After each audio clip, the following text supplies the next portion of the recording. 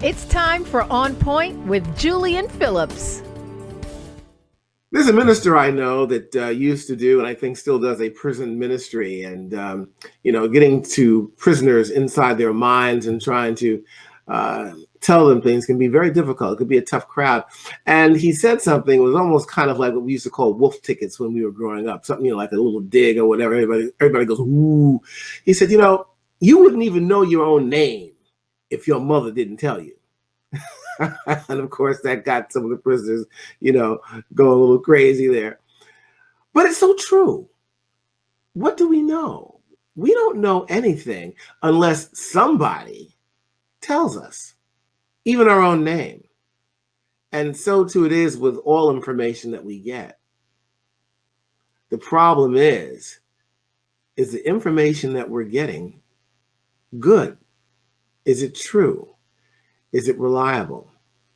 Some of you may be old enough to remember the days of Uncle Walter Cronkite. He was one of the legendary, iconic journalists back in the 60s that you would tune into at CBS Evening News and you would get your news. And they called him Uncle Walter because he was like an uncle. People relied on him. They trusted on him. And he was one of several journalists back in that era, Chet Huntley, David Brinkley, to name a few. And you found these journalists in print, radio, and TV where you would get your news from. Back then, it was a limited amount of places where you could get your news, basically 3 networks, ABC, CBS, NBC, some of the local stations, and of course your newspapers, radio stations. And you can rely on it. Now, it doesn't mean that, these folks weren't free of prejudice and bias. But there were more checks and balances back then, so you could be reassured to a certain degree that you were getting, good, reliable news that you could believe in. Well, fast forward to the deregulation of the FCC, corporate businesses, foreign nationals, wealthy foreign nationals buying up radio and TV stations, of course, the introduction of cable news, and all of a sudden now you have hundreds of places where you can get news and information. And not only that, just social media on top of it. And not all of it is regulated or monitored. Cable stations, for instance, you're getting some news there, but a lot of it is infotainment where they're giving you their opinion. And every network, and I don't care whether you're liberal or conservative, they all have their own bias. So say, for instance, if you listen to Fox News only, you're only getting a certain slant or bent of the news. And not all of it is correct. And a lot of it could actually be dangerous. You think about what's been going on recently with the January 6th insurrection of the Capitol. People there believed in what they were hearing on cable news. First, of course, coming from former President Donald J. Trump, that the election was rigged. It was a false election, And so you have people that believe that, honestly believe that. And look what happened. On the other side, folks who enabled Donald Trump, Morning Joe leading the pack back in 2015, when Donald Trump was basically on Morning Joe every single morning on the phone or whatever. And it was entertainment for them. It was ratings. And there was one network executive who says, look, I don't know what it's doing for the public, but it's certainly good for my network. So where are we now? We are a nation of people that have beliefs. Many, I think, the majority that are sincere, but they could be sincerely wrong. And so what we have now is a nation divided based upon beliefs on things that they have heard. But the question is, what are they hearing? Is it truth? Is it factual? And how do we get out of this? Now it's gotten to the point where it never got before, where we had thousands of people, as I mentioned, on January 6th, storming the Capitol. An insurrection. We haven't seen anything like this in our country since 1812. We were in a war then against, of course, Great Britain. And they stormed Washington, D.C., trying to burn it down to the ground. But these are Americans, all right? We've got QAnon people, white supremacists, Proud Boys, Boogaloo Boys. And of course, we have a lot of other folks who are none of those things, who I would say are sincere, thinking that this election was stolen from them with no evidence, but yet and still they believe it anyway. This is a great American divide. But more importantly, I'm not focusing on that so much, but I'm focusing on the enablers, and that is the fourth estate. The fourth estate, of course, is the field of journalism, who are supposed to be the watchdogs of government, the disseminators of truth. But the question is, how much truth are we getting? You know, I, as a journalist, as a political analyst, have to look at a number of sources these days to get to any semblance of the truth. I can't look at one newspaper or look at one television network and think that I'm getting the truth. I'm going to have to dig. And sometimes I get news from foreign outlets who seem to have a better grasp sometimes on what's going on in this country than we do ourselves. We are in a very peculiar situation, I think, as it were, now, and in a situation that is pivotal to our democracy, this great experiment that is not perfect, but it is one that continually evolves. And we have been in crises before. But now, with information coming at us at the rapid speed, you know, you're a kid in a candy store and you don't, where do I turn? Who do I believe? How do we change this? During the course of the debates over this January 6th uprising in the Senate, Mitt Romney said something that I found, a senator from Utah, so true, Republican senator. He said, you know, if you really want to get people to understand what's going on, you simply have to tell them the truth. If you want people to understand that the election was not rigged, you got to tell them the truth. But who's going to tell them that? You've got politicians that still think the election is rigged. Maybe they don't think it's rigged, but you know, they're pandering to their constituents, or they want to get reelected. And it's not serving our country well.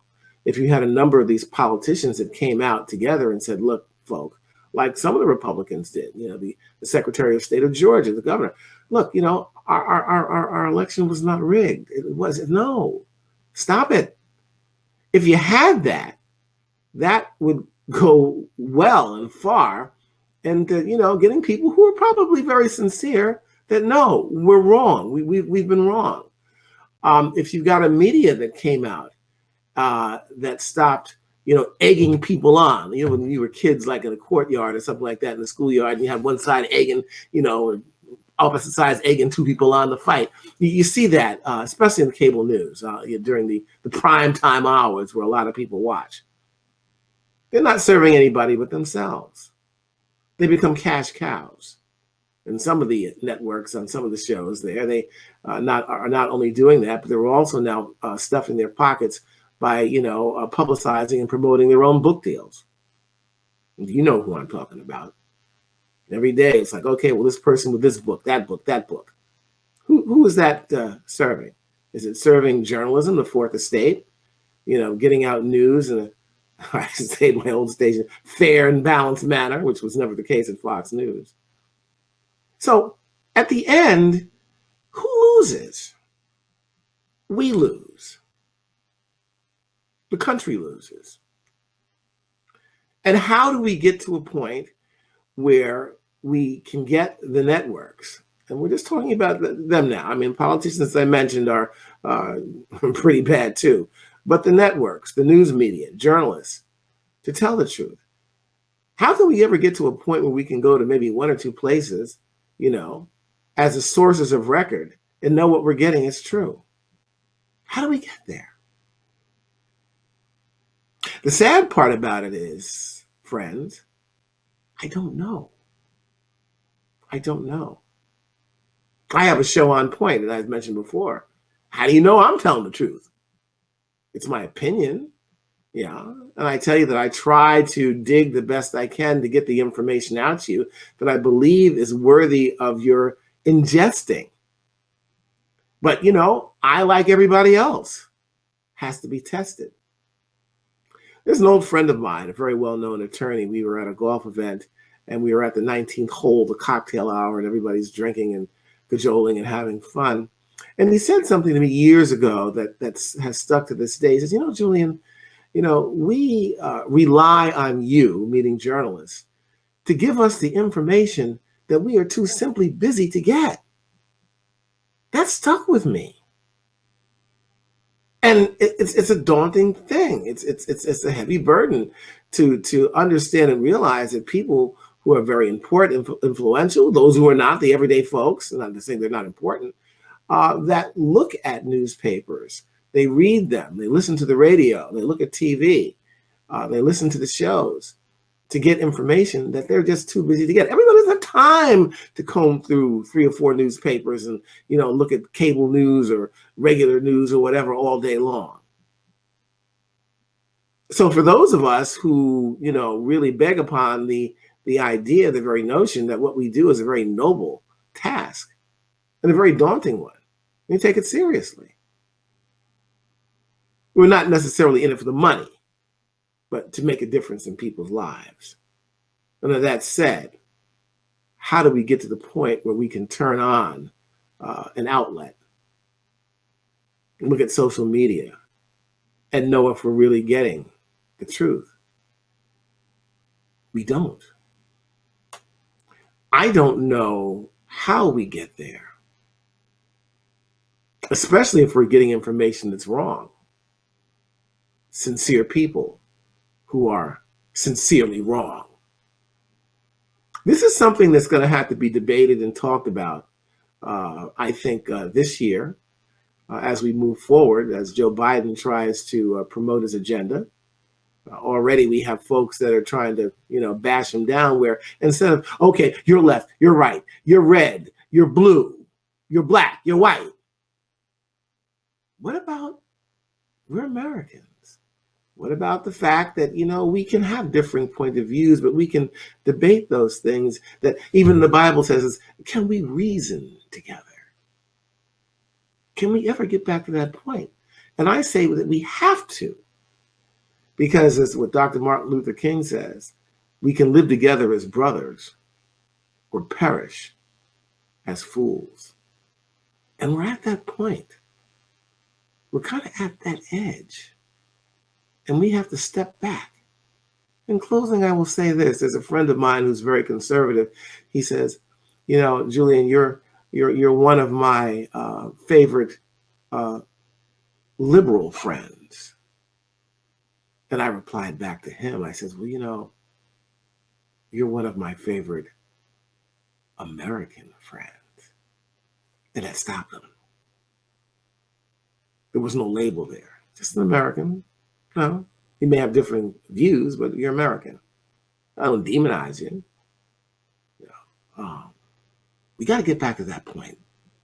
So maybe during the course of this year, we're going to retouch on this subject matter, and I'll talk about what's going on the conservative media and liberal media, and how we fact check and how we get to a point where we can come to some sort of semblance of agreement on what's right, what's wrong. And then move forward. And even if we don't agree on everything, we shouldn't have to. We're not robots, but at least we can try to reason together. So for On Point, let's try to reason together as we move forward in 2021. It's a lot to cover. See you next week.